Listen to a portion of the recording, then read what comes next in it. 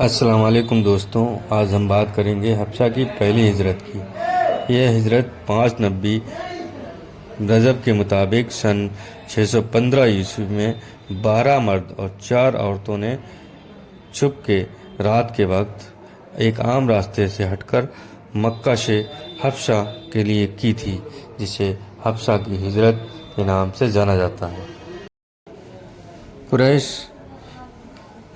صرف سرکار دو عالم کو مانسک طور پر کشٹ پہنچا سکتے تھے، کیونکہ حضرت ابو طالب اور بنو ہاشم کے کچھ لوگ اسلام قبول نہیں کرنے کے باوجود بھی آپ کی حفاظت کو اپنا پہلا فرض سمجھتے تھے، لیکن دوسرے مسلمانوں کے ساتھ عام قریش اور ان پریواروں کے لوگ منمانا سلوک کر رہے تھے۔ غلاموں اور کمزور لوگوں کو شاریرک ظلم سہنے پڑ رہے تھے۔ ان کو اس بات پر مجبور کیا جاتا تھا کہ وہ اسلام کو چھوڑ دیں، لیکن ان کے ایمان کا یہ حال تھا کہ اتنے سارے ظلم سہنے کے بعد بھی پیچھے مڑ کر کسی نے نہیں دیکھا۔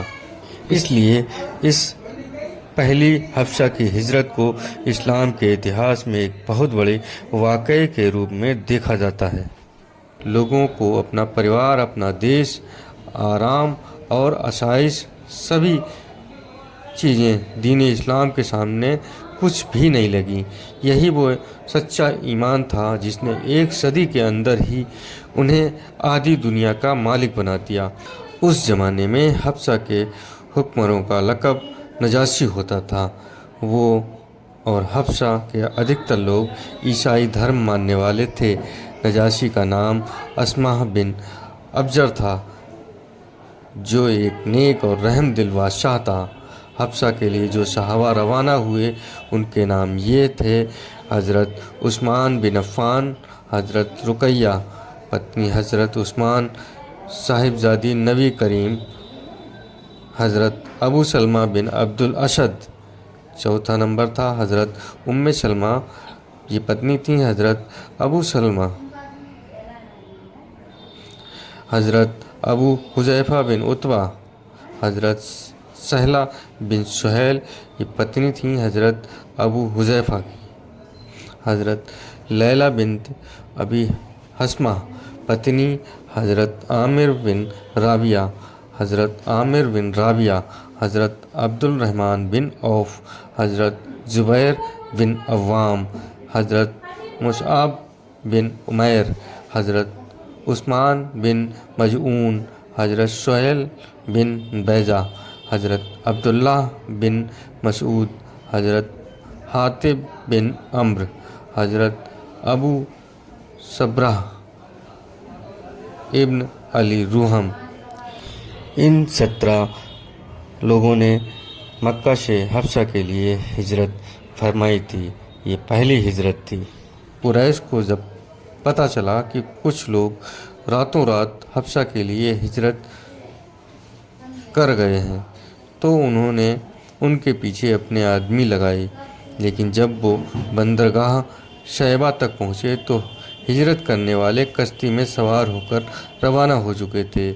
جدہ حضرت عثمان غنی کی خلافت کے سمے بندرگاہ کے روپ میں جانا جانے لگا تھا۔ یہ ہجرت کوئی پلان نہیں تھا، بلکہ ایک پلان تھا جسے آگے چل کر مدینے کی ہجرت کی بھومکا بنانی تھی۔ قریش کے ظلم سے تنگ آ کر حضرت ابوبکر صدیق نے حبشہ جانے کی تیاری کی تھی، لیکن قبیلہ کارہ کے سردار ابن الدغنہ نے آپ کو اپنی پناہ دے کر روک لیا۔ کچھ عرصے بعد آپ نے ان کی پناہ واپس کر دی۔ یہ پہلی ہجرت کے بعد کا واقعہ ہے۔ اس ہجرت کے بعد صحابہ اکرام گپت روپ سے حبشہ کی طرف برابر جاتے رہے۔ اب حبشہ کو ایتھوپیا کے نام سے جانا جاتا ہے۔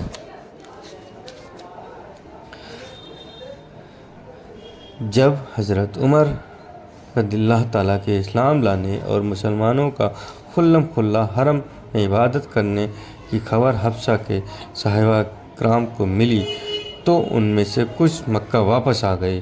وہاں انہوں نے دیکھا کہ قریش کے اتیاچار اور بڑے پیمانے پر ہو رہے ہیں۔ کہ یہاں رہنا کوئی آسان کام نہیں ہے۔ قریش حبشہ سے آئے مسلمانوں کے ساتھ ہر طرح کے اتیاچار اور اپمان کرنے پر تلے ہوئے تھے۔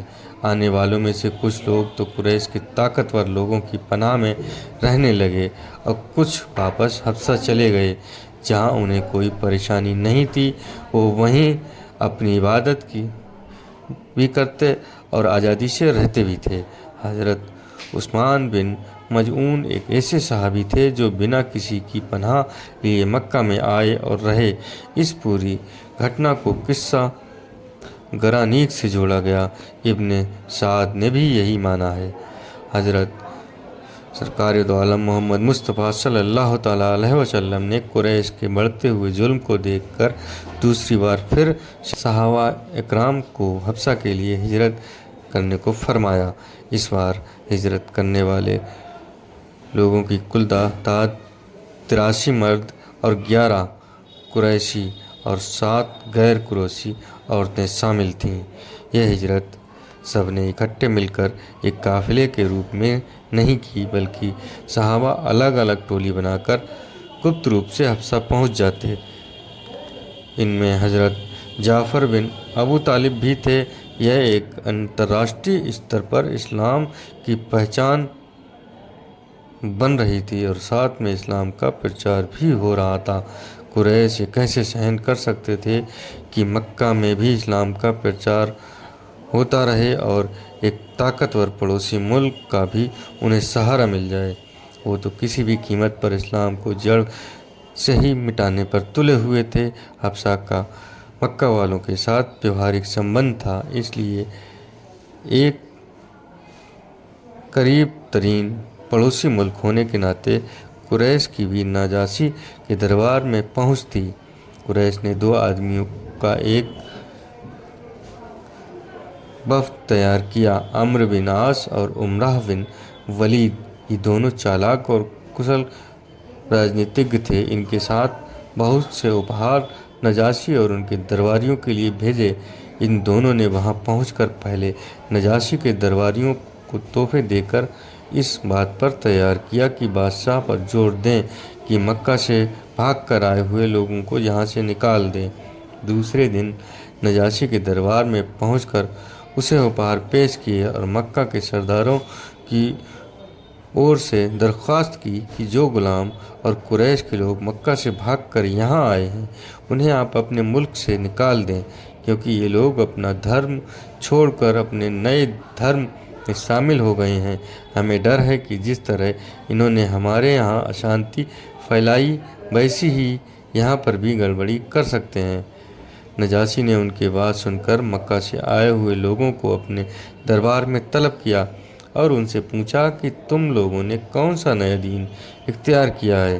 اس پر حضرت جعفر بن ابو طالب نے بتایا، ابن ہشام کے انوسار آپ نے پہلے اپنی جہالت، گمراہی، حرام اور حلال کی تعلیم سے ناآشنائی اور پھر سرکار دو عالم کی نبوت، آپ کی تعلیمات اور قرآن کے نزول کا ورنن کیا۔ آپ کی بات سن کر نجاشی خوش ہوا۔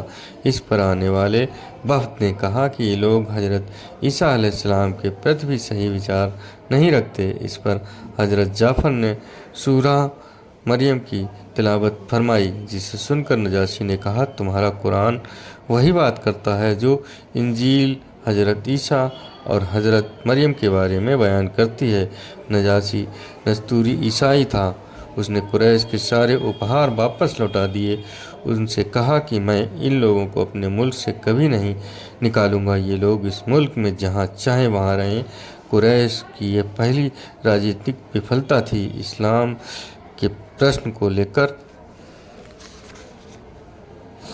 جو صحابی حبشہ میں رہتے تھے، جب انہیں سرکار دو عالم کو مدینہ ہجرت فرمانے کے بارے میں معلوم ہوا تو ان میں سے 33 مرد اور 8 عورتیں مدینہ کی اور ہجرت کرنے کے لیے مکہ واپس آ گئے، جن میں سے 2 مرد مکہ میں فوت ہو گئے اور 7 افراد کو مکہ میں روک لیا گیا۔